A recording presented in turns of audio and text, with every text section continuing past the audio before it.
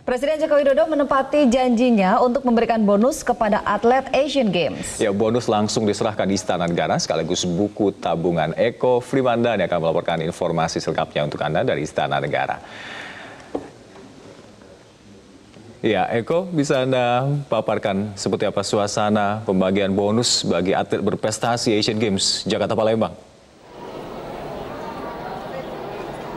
Ya, Alka, benar sekali, tampak senyum sumringah terlihat dari masing-masing atlet karena hari ini Presiden Joko Widodo menepati janjinya untuk memberikan bonus atau hadiah sebagai apresiasi kepada atlet sebelum keringnya para atlet kering atau berakhirnya ajang Asian Games 2018.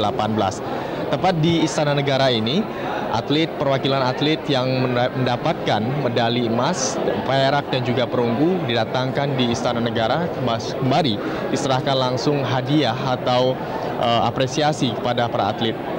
Kurang lebih untuk medali emas mereka mendapatkan, satu orangnya mendapatkan 1,5 miliar rupiah. Dan ini tidak hanya atlet juga yang diberikan, tapi juga diberikan kepada para pelatih dan juga ofisial yang juga mendukung atlet mendapatkan medali emas. Dan para atlet juga diberikan rumah sekaligus juga dijanjikan sebagai pengangkatan sebagai pegawai negeri sipil. Ini merupakan sebagai bentuk apresiasi terhadap para atlet Indonesia karena mampu meraih targetnya melampaui target.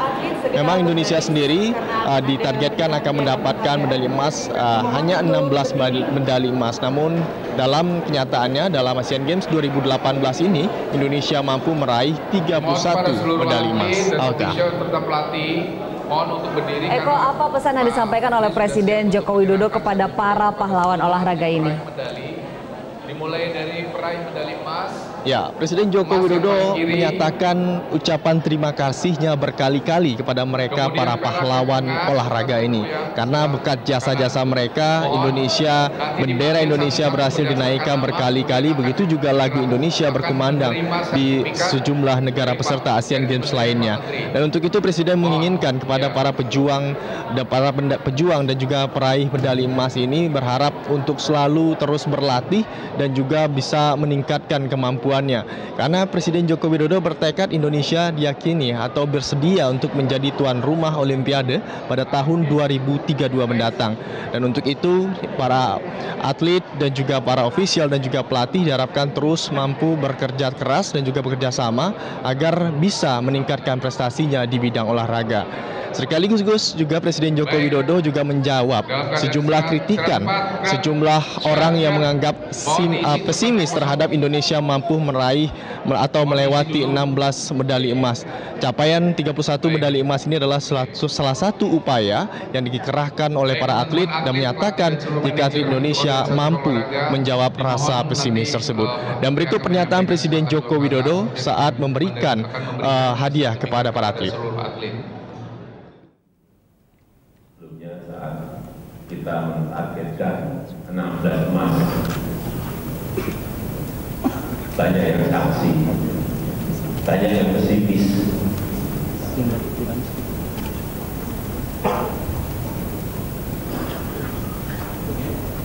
Saya mau bolak-balik ke Pak Wapres.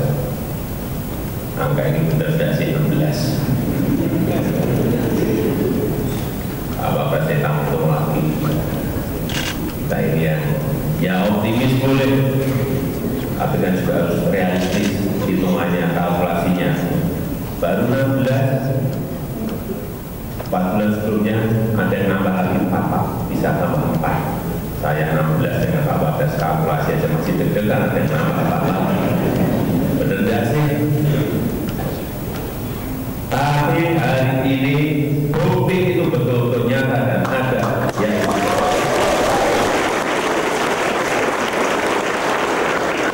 98 medali emas, perak dan perunggu bisa kita dari seluruh cabang olahraga yang pertandingan. Ini adalah sebuah lompatan besar yang bisa kita jadikan fondasi untuk prestasi selanjutnya. Ya, kembali ke Baik, terima kasih banyak rekan Eko Frima melaporkan langsung dari Istana Negara. Perolehan 31 medali emas di event olahraga terbesar di Asia Asian Games 2018 menjadi prestasi bersejarah bagi Indonesia. Peningkatan kualitas dan perbaikan sarana latihan bagi atlet timnas Garuda menjadi salah satu faktor meningkatnya prestasi atlet nasional. Dan belum lagi, faktor lancar dan suksesnya penyelenggaraan Asian Games di kota Jakarta Palembang membuat Indonesia makin percaya diri menjadi tuan rumah Olimpiade 2032 mendatang. Untuk membahas lebih lanjut, sudah hadir di studio pengamat olahraga Mas Eko Supriyatno. Terima kasih Mas Eko. Mas, sebelum kita membincangkan optimisme Indonesia menjadi tuan rumah Olimpiade 2032, sejauh mana Anda menilai kesuksesan Asian Games ini dari segi prestasi maupun penyelenggaraan? Alka dan juga mungkin para pemirsa juga perlu diketahui, kita harus mengapresiasi. Yang pertama itu adalah mengapresiasi perjuangan para atlet yang bisa kemudian menyumbangkan 31 medali emas. Ini adalah salah satu pencapaian terbesar yang pernah kita dapatkan sepanjang kita mengikuti Asian Games sejak 1962, dan itu pertama kali juga kita menjadi tuan rumah. Dan itu satu hal yang juga menurut kita harus, menurut kami juga harus diapresiasi ya, betul-betul. Apapun prestasi yang dihasilkan, kita jangan dulu memandang olahraganya mana aja, tetapi paling tidak prestasi itu sudah mulai muncul di saat sekarang ini. Tetapi juga kita juga tidak boleh melupakan bahwa prestasi itu dilahirkan dari orang atlet yang terdidik, yang terjaga, yang kemudian hasil dari sebuah kompetisi yang luar biasa. Jadi memang itu yang juga kita tidak boleh lupakan. Jam terbang, kemudian faktor kompetisi yang harus dilakukan oleh seorang atlet untuk meraih prestasi itu tidak bisa dinafikan gitu. Catatan Anda terkait dengan iklim kompetisi di tanah air? Kalau kita bicara tentang iklim kompetisi, memang dalam tanda kutip ya kita harus mengelus dada lah ya sebetulnya. Kendalanya apa sih Mas? Karena memang banyak sekali faktor yang membuat kita itu agak terseok-seok di dalam hal kompetisi ini. Anggaran pertama, yang kedua itu adalah sumber daya kita yang memang belum memiliki banyak hal gitu. Jadi kalau kita kemudian melihat pencaksilat bisa menyumbangkan 14 medali emas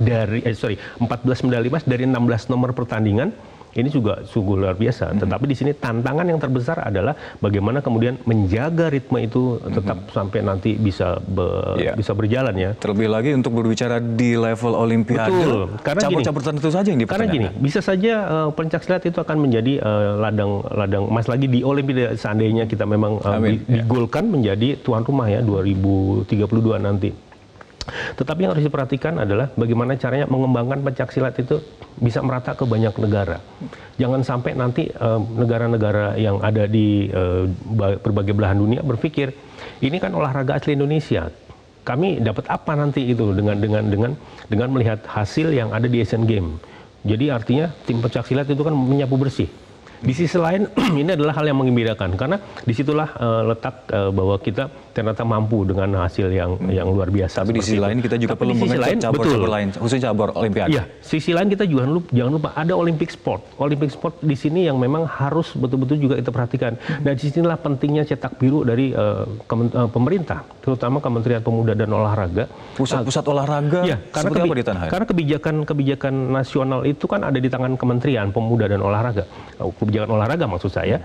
Nah, disitulah kementerian itu harus betul-betul menetapkan mana saja cabang yang memang betul-betul diproyeksikan untuk bisa sampai ke Olimpiade. Ya. Bukan cuma pencaksilat, kalau memang syukur-syukur pencaksilat juga termasuk itu ya, karena tenis, atletik dan lainnya. Ya. Di sini ada kalau kita mengacu kepada cabang olahraga, sebetulnya ada tiga cabang olahraga yang betul-betul bisa menjadi penyumbang medali terbesar. Yang pertama itu adalah atletik, yang kedua itu adalah menembak, yang ketiga itu adalah akuatik. Tapi toh di sini kita juga tidak bisa menguasai 3 poin ini. Paling tidak kita masih memiliki cabang-cabang lain, ada angkat besi yang juga panahan juga, kemudian nanti kita panjat tebing akan dipertandingkan mulai gitu loh ya. Nah, tenis juga. Jadi ada hal-hal yang menurut saya juga harus mulai diperbaiki betul-betul sampai dari sekarang begitu. Baik, terkait dengan optimisme atau ambisi kita menjadi tuan rumah Olimpiade 2032 cukup realistis kah ini? Sebuah negara besar itu harus memiliki ambisi.